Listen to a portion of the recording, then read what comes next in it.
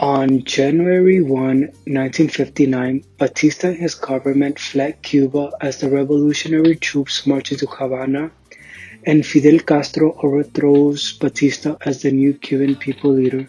So, how exactly did Castro gain all the support for his revolution? Well, Castro promised many things, and some were just promises. Castro promised education for all the Cuban people.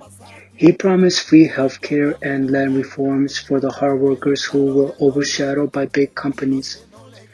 Castro promised better living conditions for the Cuban people. He promised an end to decades of corruption as well as an end to the American power over Cuba.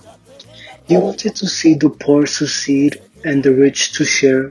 Castro also promised free elections, which we know never came to be. Just 10 days after becoming Cuba's prime minister, Fidel Castro does an interview with the American news outlet CBS Face the Nation, where he talks about the future of Cuba under his rule.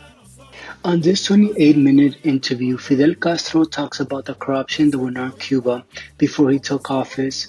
He says that there will be no more dictators, his plans of a one-party communist state where businesses will be nationalized and socialist state reforms will be implemented which will bring an end to poverty and inequality. Castro argued that right now the Cuban people needed a break from elections. They just fought a revolution to overthrow Batista and it needs peace for now, so no elections will be taking place in the distant future. Finally, Castro shows his support towards the Cuban constitution, but not so much for the Communist Party as he believes they would just defeat the purpose of the revolution that the Cuban people fought for. Castro served as the Prime Minister of Cuba from 1959 to 1976 and the President from 1976 to 2008. He died in 2016 at the age of 90. His rule over Cuba was controversial, but it would be a lie to say we aren't facing a similar situation right now as well as many other countries.